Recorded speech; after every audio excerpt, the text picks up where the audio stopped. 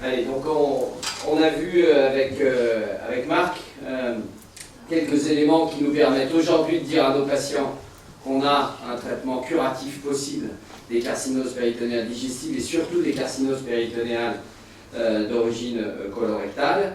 Sur le principe simple que je vous rappelle très brièvement, on va traiter la maladie macroscopique avec les techniques chirurgicales de chirurgie de cytoréduction de péritonectomie, traiter la maladie microscopique qui faisait le lit de la récidive par nos techniques de chimiothérapie intrapéritonéale et notamment de CHIP. Et on n'oubliera pas, et Marc l'a bien montré, qu'il faut également prendre en considération le traitement de la maladie métastatique associée. C'est des patients qui vont parfois récidiver dans le péritoine, mais qui ont un très haut risque, bien évidemment, de récidiver ailleurs. Et il faudra discuter tout au moins la chimiothérapie systémique périopératoire. Alors aujourd'hui, il est recommandé par l'INCa, il est recommandé par plusieurs sociétés internationales, et notamment le PSOGI dirigé par Paul Sugar-Baker, eh bien, de traiter par l'association chirurgie de cytoréduction et CHIP un certain nombre de carcinoses péritonéales, les tumeurs rares comme les pseudomyxomes péritonéaux et les mésothéliome péritonéaux, et les carcinoses colorectales comme les autres carcinoses adénocarcinomateuses du grêle ou de l'appendice, mais chez des patients sélectionnés dans des centres experts. Alors, à cause de ces recommandations, eh bien, on doit réagir différemment face à une carcinose péritonéale, et pas seulement nous les shippers et les cytoréducteurs, mais également le chirurgien général qui, face à une carcinose, ne doit plus avoir les mêmes réflexes que ceux qu'il avait il y a encore une dizaine ou une quinzaine d'années pour ne pas péjorer le pronostic de ces patients atteints de carcinose et pour leur donner une chance d'un accès à un traitement à visée curative. Et donc pour la pratique, le premier message, c'est face à une carcinose péritonéale, eh bien on doit systématiquement envisager la possibilité d'un traitement à visée curative et pas après un échec de traitement chirurgical, pas après un échec de plusieurs lignes de chimiothérapie, au moment où on suspecte ou au moment où on diagnostique la carcinose péritonéale. Ça veut dire qu'il est fini le temps de l'ouverture-fermeture où on constate une diffusion de la maladie primitive et que l'on dit, eh bien, le patient, voilà, on va lui donner un peu de chimiothérapie, on va refermer, et de toute façon, il est foutu. On doit donc toujours, dans toutes les situations, envisager la possibilité d'un traitement à visée curative. Alors, quelle question il faut se poser? Il faut se poser d'abord pour quel malade? Alors, on a parlé de la morbimortalité de cette procédure qui, pendant longtemps, a eu très mauvaise réputation à cause des hauts taux de mortalité post-opératoire qu'on avait après les CHIP. Bien, là, je vous ai mis ce qui est à peu près les chiffres les plus justes que l'on peut avoir aujourd'hui, puisque c'est les chiffres que l'on a d'une étude prospective, d'une étude multicentrique, auxquelles ont participé la plupart des centres shippers français, et qui a comparé une chirurgie de cytoréduction isolée à l'association d'une chirurgie de cytoréduction et d'une CHIP. Eh bien, vous voyez que les chiffres de mortalité à 60 jours, c'est seulement 3%, donc on fait une CHIP et c'est 2,3% pour une cytoréduction isolée. Et vous voyez que les chiffres de morbidité pour les complications de grade 3, 4, 5, eh bien c'est 40% après la cytoréduction et la CHIP, et c'est 30% après la cytoréduction isolée. Il n'y a pas de différence significative entre ces deux. Donc oui, cette association est une association lourde, on ne va pas pouvoir la proposer à tous les malades, mais les taux de complications post-opératoires ne sont pas aussi élevés. Alors il va falloir évaluer l'état général. Il faut bien sûr que le patient ait un performance status de 0 à 1. J'ai mis âge physiologique parce que l'âge état civil n'est plus une contre-indication absolue au-delà de 70 ans, et les patients au-delà de 70 ans peuvent tout à fait bénéficier d'un traitement à visée curative si par ailleurs ils n'ont pas de tare cardiaque et respiratoire, et généralement pour limiter ces complications, ce type de procédure est généralement programmée au moins un mois après la dernière cure de chimiothérapie lorsqu'elles en ont avant l'intervention. Alors dans quel centre? Marc vous a montré qu'il y avait un effet centre qui était majeur. Cet effet centre, c'était l'effet le plus significatif quand on avait fait l'étude rétrospective de l'AFC sur les carcinoses péritonéales. c'est des procédures qui sont généralement longues, qui sont complexes, qui sont coûteuses. Les réserver à des centres experts, c'est permettre une meilleure sélection des patients, c'est avoir moins de complications, c'est avoir aussi un taux de chirurgie de cytoréduction complète plus élevé, et donc un nombre de chirurgies réellement curatives plus élevé. Donc, face à une carcinose péritonéale, un centre expert, un centre habitué à la prise en charge de ces pathologies doit être contacté. Et puis, je vais même encore un petit peu plus loin, il y a certaines pathologies péritonéales où c'est les centres supra-experts qui doivent être contactés. Parce que quand on est face à ce type de pathologie, les pseudomyxomes historiques, quand on est face à ces constatations péropératoires de mésothéliome, eh bien, ce type de malade-là doit être pris en charge par des gens qui font effectivement et qui ont l'expérience de 100, 140 pseudomyxomes péritonéaux ou mésothéliome péritonéaux. Donc, face à une carcinose péritonéale, je pense que les pseudomyxomes et les mésothéliomes péritonéaux, en particulier en cas d'extension importante, doivent être dirigés vers les centres experts du réseau RENAP. Et puis pour tous les autres types de carcinoses, carcinose colorectale, appendiculaire, grêle, carcinose gastrique limitée, qui se représente également de bonnes indications, eh bien, elles doivent être adressées à des équipes pluridisciplinaires spécialisées du réseau Big RENAP. Je passe rapidement sur cette carte de France que vous a présentée d'ores et déjà Laurent Villeneuve, qui est la carte des centres experts de compétences et des structures spécialisées du réseau RENAP, mais qui est également la carte des centres shippers. En France, on est pourvu d'un grand nombre de centres, probablement trop, mais voilà, ils permettent aujourd'hui un accès à tous pour la prise en charge d'une carcinose péritonéale. Le deuxième message qui est fondamental, c'est qu'il faut, face à une carcinose, en péropératoire, faire une description la plus précise de l'extension de la carcinose péritonéale pour que l'on puisse évaluer sa résécabilité. Parce que ce type de carcinose avec une infiltration du bord mésentérique du grêle, ce type de carcinose avec des grains invasifs absolument diffus à l'ensemble de l'intestin grêle, ce sont souvent des carcinoses qui sont totalement invisibles sur les données d'imagerie classique.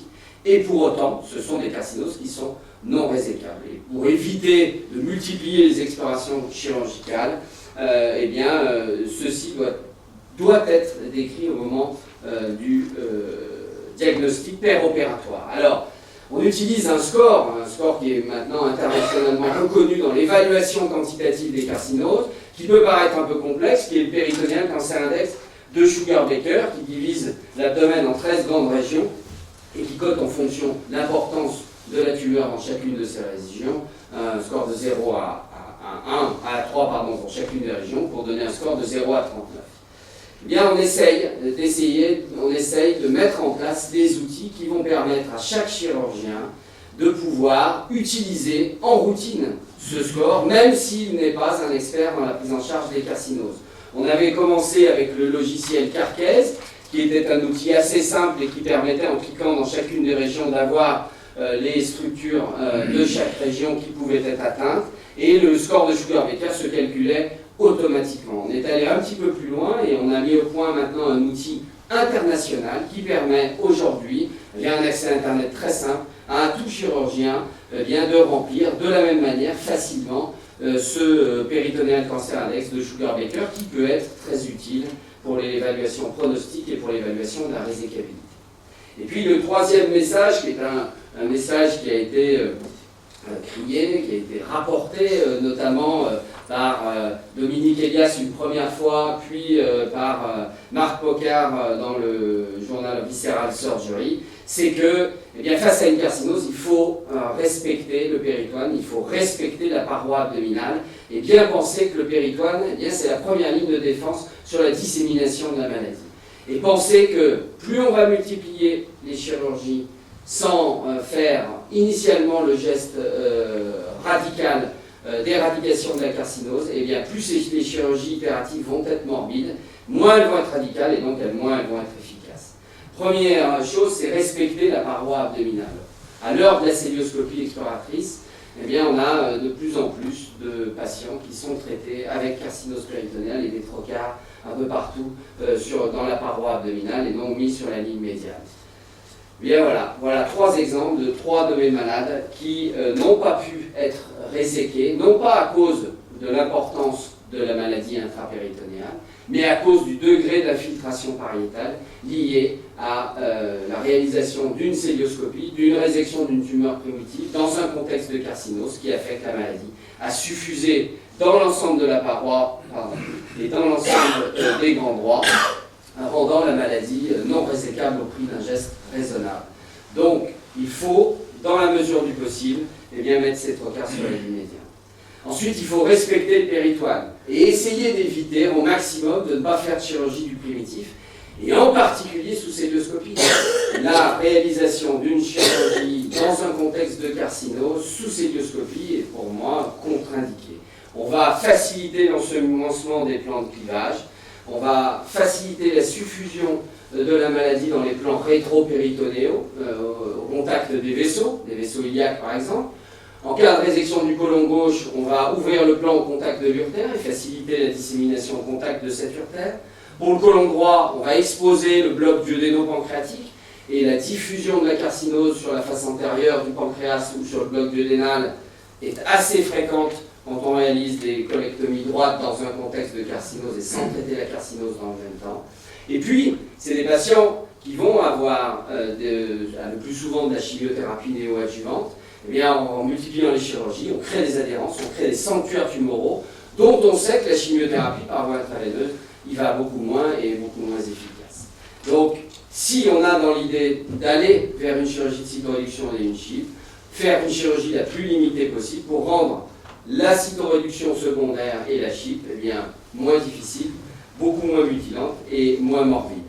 Le message donc face à la découverte fortuite d'une carcinose sur une tumeur qui n'est pas symptomatique, c'est biopsier la carcinose, décrire le plus précisément possible cette carcinose et son extension, et notamment le degré d'extension sur le grêle, qui est notre principale limite, et si possible, établir le score de Sugar-Baker.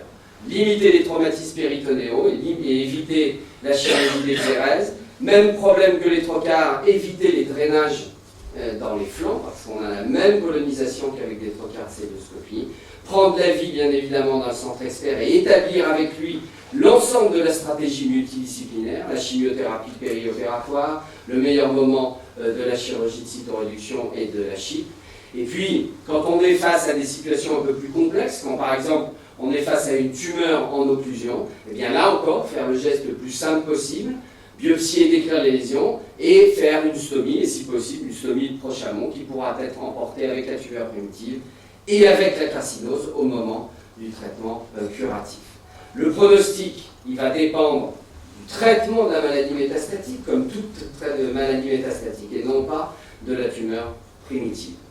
Alors, juste une diapositive, on est surtout sur les traitements curatifs, mais en cas de démarche palliative, il faut, chez un patient qui, du fait de son état général, ou parfois du fait de son extension de sa maladie, n'est visiblement pas candidat à un geste curatif, eh bien, je dirais un message assez simple, petite carcinose, et si la résection est envisageable, eh bien, à ce moment-là, il faut vraisemblablement la réséquer. Parce que le facteur pronostic le plus fort, c'est la chirurgie de cytoréduction complète. Grosse carcinose, non, ne pas se lancer dans des gestes compliqués, faire un geste symptomatique le plus simple possible. Et puis quand même, avec les progrès de la chimiothérapie aujourd'hui, toujours penser que la contre-indication pour un traitement curatif n'est peut-être pas définitive. Et donc, avec une bonne réponse à la chimiothérapie, une carcinose qui pourrait apparaître absolument non résécable peut potentiellement le devenir. Donc mes messages pour conclure, c'est que guérir une carcinose, je crois que tout le monde en est convaincu, et une carcinose colorectale, c'est possible aujourd'hui.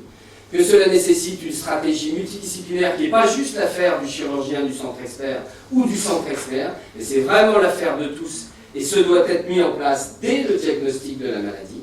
La sélection, elle est bien évidemment fondamentale, et les outils d'évaluation, et y compris le score de Sugar-Baker, je crois, doit être connu de chaque chirurgien, doit être diffusé, doit être standardisé. C'est notre rôle que de mettre les outils en place pour cela. Et puis le respect de la paroi, le respect du péritoine est fondamental lorsque l'on veut aller vers un traitement ambitieux. Merci.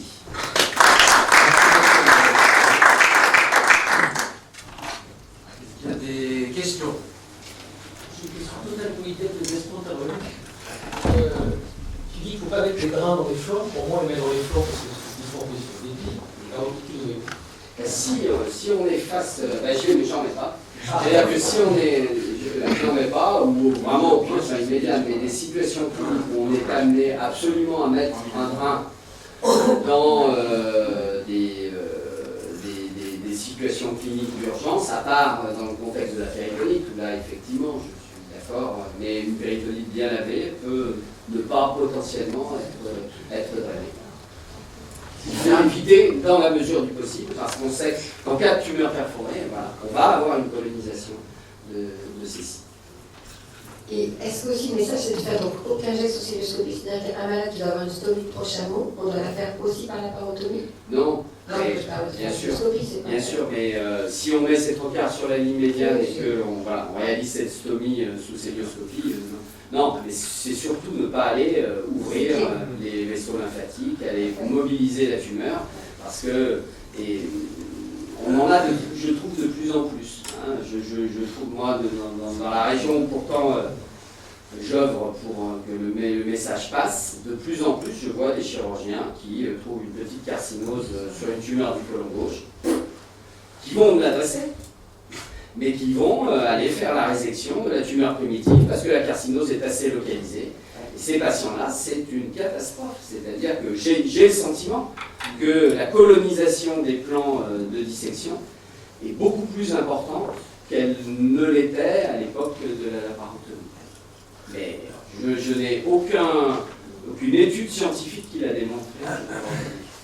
Parce que je me souviens un jour à Montpellier, j'avais défendu ce que tu défends, et je m'étais fait agresser par les chirurgiens généralistes qui, quand ils trouvent un petit cancer du côlon, une petite carcinose localisée, ils la resectent. Alors l'argument c'était de dire, bon, on veut bien l'adresser, mais ils ne la prennent pas en charge tout de suite. C'était ça aussi un des arguments, c'est qu'il n'y a pas de place et que. Alors, non, je dirais pas qu'on s'en fout. Je crois qu'il faut leur répondre que là encore, on n'a pas la preuve scientifique, mais on s'oriente de plus en plus aujourd'hui, et l'essai Equinox piloté par Mehdi Karoui en est un exemple, vers la réalisation d'une chimiothérapie néoadjuvante préopératoire dans les très grosses tumeurs pour justement se mettre dans les meilleures conditions au moment de l'intervention. Donc ce patient, il ne sera peut-être pas pris en charge immédiatement dans le centre expert, mais il sera pris en charge à temps après ces 4 cures de chimiothérapie qui m'apparaissent être un bon outil pour tester la chimiosensibilité et réaliser le meilleur des traitements curatifs. Mais là encore, il faut attendre le résultat des études. Allez, Marc. Mais une dernière question, méta-ovarienne, grosse métastase ovarienne, ça pousse très vite, machin. La malade ne peut pas être opérée dans un centre expert, on n'a pas le temps, ça gêne. Est-ce que tu es d'accord avec le message d'essayer de faire passer le message que retirer l'utérus ne sert à rien, si ce n'est à nous pourrir la vie pour la suite après? Tout à fait. Ça fait partie de ces chirurgies extensives qui ne servent à rien dans un contexte métastatique et qui péjorent le pronostic. Moi, j'ai tout à fait. beaucoup de mal. La plupart des patients opérés ailleurs sans qu'il y ait eu un coup de fil à la maison pour demander ce qu'il fallait faire, on a l'hystérectomie, et donc après les 2 uretères ont été disséqués en bas, il faut reprendre la dissection comme tu l'as dit. 2 fois sur 3, la lésion ovarienne est prise pour une tumeur primitive ovarienne, y compris dans le cas antécédent au cancer du côlon. Et on se rend compte, après la cytoréduction ovarienne est faite, que tiens, c'était peut-être une étape du cancer du côlon. Je crois que le message face à une lésion ovarienne, on l'enlève, on l'analyse, on réfléchit, on reprend l'histoire du patient, on fait un bilan endoscopique bien complet. Et si c'est une métastase d'une tumeur primitive colorectale, c'est pour moi une indication formelle de CHIP. Merci Olivier.